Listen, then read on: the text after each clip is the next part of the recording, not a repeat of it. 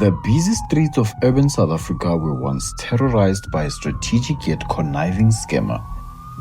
A heist mastermind with a passion for luxury, the pulse of the party, a lover of opulence and lavish living. The streets of Pretoria townships knew exactly who he was. And this was exactly the aim because he lived and strived for attention.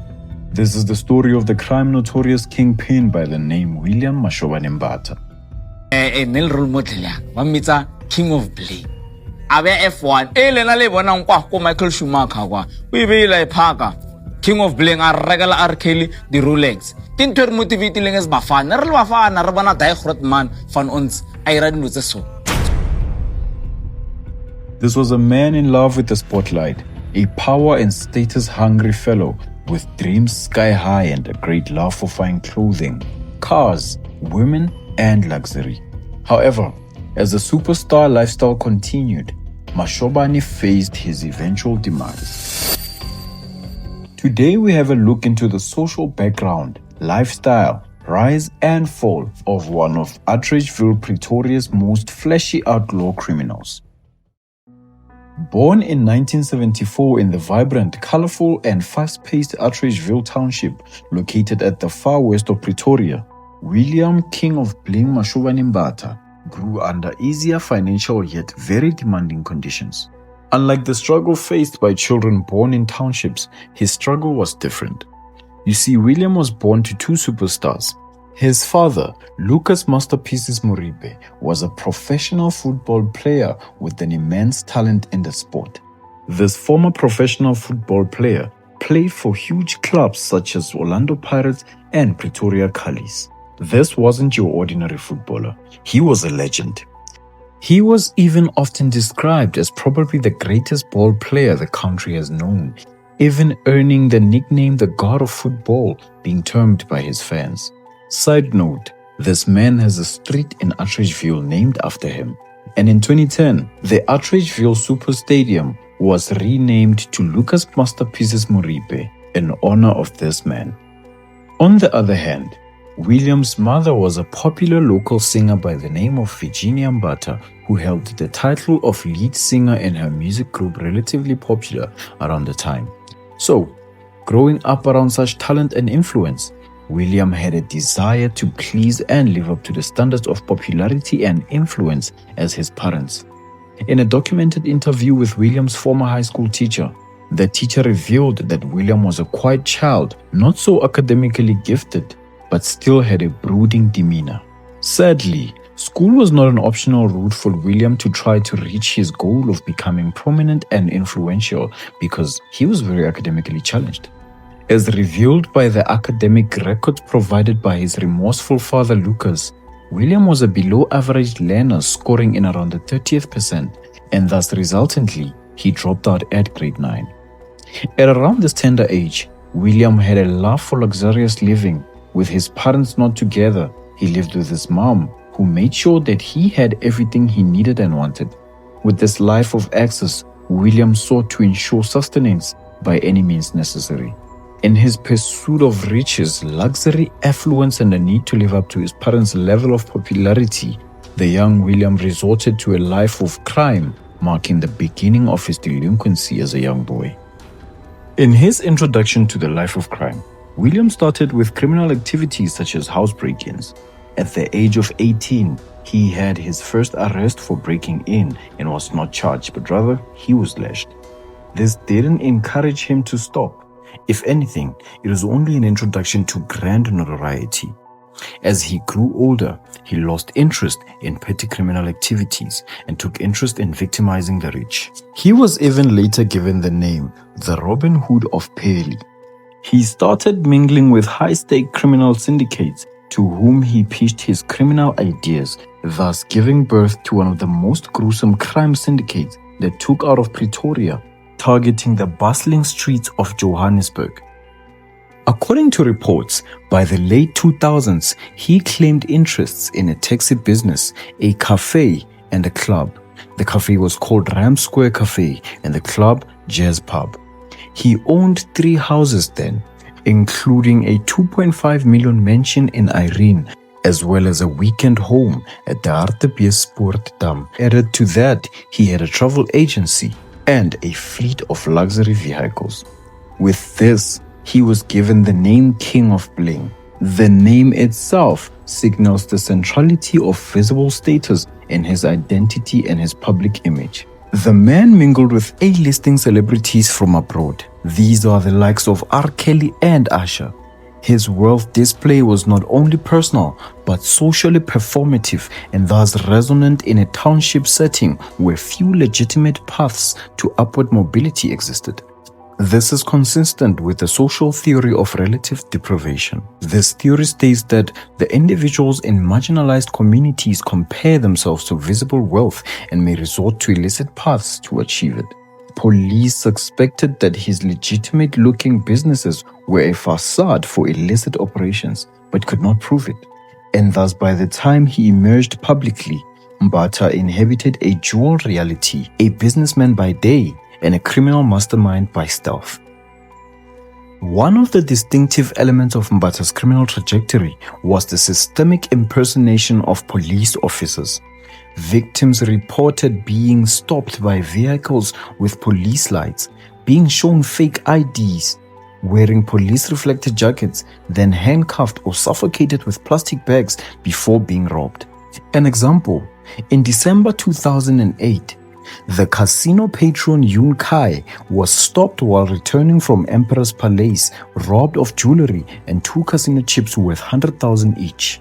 It seemed that Mbatha had criminal ties with casino owners who tipped him out on information of people who had won big on particular nights, because such precisional targeting couldn't have been coincidental, right? From the criminal justice perspective, the Yun Kai case provided investigators with crucial linkage, evidence of a pattern involving police impersonation, high net worth targets, and organized violence.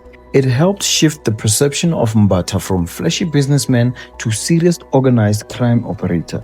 Later that month, Mbatha, again using the same modus operandi, accosted Peter Mojapelo, assaulted him and hijacked his Mercedes-Benz and stole ID documents, driver's license and clothing worth 40,000 as well as 2 cell phones. The value of the stolen items is said to be 700,000. In another incident, yet another victim, Ismail Omar, told the Johannesburg High Court that in April 2009, William Mbatha together with other robbers were captured on CCTV camera and he was being ambushed in his own house. Omar was robbed of about 200,000 in cash, electronic equipment, guns and jewelry. By impersonating police officers, Mbatha's gang leveraged trust in state authority to disarm victims psychologically and materially. The victims were those often coming out of casinos or strictly high-wealth individuals, indicating a predatory orientation towards affluent victims rather than random theft. William Mashobane Mbatha's flamboyant persona and ostentatious lifestyle had a paradoxical influence on South African youth, particularly in township communities. Despite the violent and criminal means by which he amassed his wealth, his image as the king of bling resonated with young people who aspired rapid social mobility in environments marked by inequality and limited access to legitimate opportunities. Young people observing this life trajectory have internalized the notion that status and material success can be achieved through boldness, risk-taking, and the defiance of conventional rules. This influence manifested itself in the emulation of fashion, lifestyle choices, and even entrepreneurial attitudes that were not always legal in nature became rampant around this time. Also, beyond his notorious reputation in crime, William Mashobane Mbatha's persona left a significant cultural imprint, particularly within South African music and the fashion scene. Artists in hip-hop, amapiano, and trap communities often cited him as a figure who optimized inspiration, risk-taking, and rewards of audacious lifestyle choices. The rapper 25K, for instance, released the track Free Mashobane, directly referencing Mashobane and portraying him as a symbol of rebellion and township aspiration.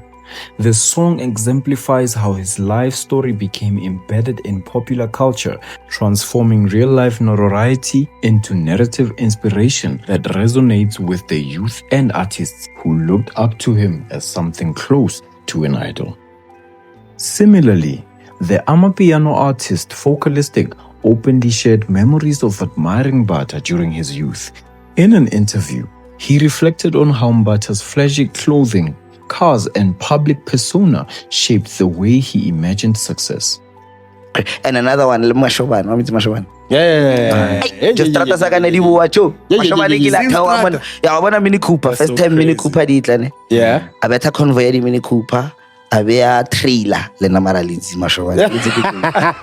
Tamana beya convoy ya trailer ne mo trailing a beile a yacht. One the yacht. It's Well, that part about a yacht in the street is quite physically impossible. But maybe he meant a boat or, I don't know, a small-sized yacht. But looking at the lifestyle that Mbata led, this type of behavior very well suits him. DJs and other entertainment professionals also felt Mbata's reach. Those fortunate enough to collaborate with him were reportedly well compensated, gaining both material reward and being elevated in the nightlife scene. An example of this is a popular DJ, Thibo Touch, who exclaimed that he was in direct contact with Mbata and has had material gain as a result of being in this direct contact with the man. On the 11th of April 2012, the well-known and notorious King of Bling was convicted on 24 counts of crimes by the South Gauteng High Court in Brackendown Sandton. This was not a straight and linear case. Since 2007, police worked tirelessly to gather evidence to ultimately bring down the man to books. However, in August 2011, amongst others, crucial evidence which linked William King of Bling Mbata to the robbery of an Alberton family that went missing suddenly surfaced, helping to speed up the conviction process. Mbata had been on trial since 2009 until his conviction on Wednesday, 7th March 2012. William Mbata was convicted on the following charges: robbery with aggravated circumstances for 4 counts, kidnapping 4 counts, unlawful possession of firearms 4 counts, impersonating police officials 4 counts, in possession of police uniform 4 counts. The case was postponed until 15 March 2012 for sentencing, but even then, the case sentencing kept being postponed until eventually on the 11th of April 2012, where the King of Bling was eventually sentenced. This was a very confusing time for the masses who followed his lifestyle. To those who have suffered at his hands, there was a great jubilation. However, those who looked up to him in inspiration were saddened and troubled. On the other hand, those who believed that he was an honest businessman were unable to reconcile his sentencing and truth revealed. The then Minister of Police, Nathi Mthethwa, gladly congratulated the police team for sterling investigative work, which resulted in successful sentencing of William King of Bling Mbata. The Johannesburg High Court acting judge, Naren Pandya, sentenced him to 123 years in imprisonment. However, he was to serve 35 years since the judge beheaded that he serves other charges concurrently. And this was a fall of a mighty kingpin. Before I end the video, I have a question for you. So, in 2024, while serving his 35-year sentence, William Mashobane Mbata requested temporary release to attend the funeral of his father, the South African soccer legend Lucas Masterpieces Moripe, who died on the 19th November 2024. Correctional services denied the request, citing security risks and seriousness of Mbata's convictions. The argument made by the officials was that transporting a high-profile inmate posed logistical dangers and could disrupt public order. For many, it reignited the debate over compassion versus justice, whether even convicted criminals deserve moments of humanity in times of family loss. Do you think the law was justified in denying Mbata the right to bury his father, or should mercy have prevailed? Please do drop your comments on the comment bar below. I would love to hear your views on this matter.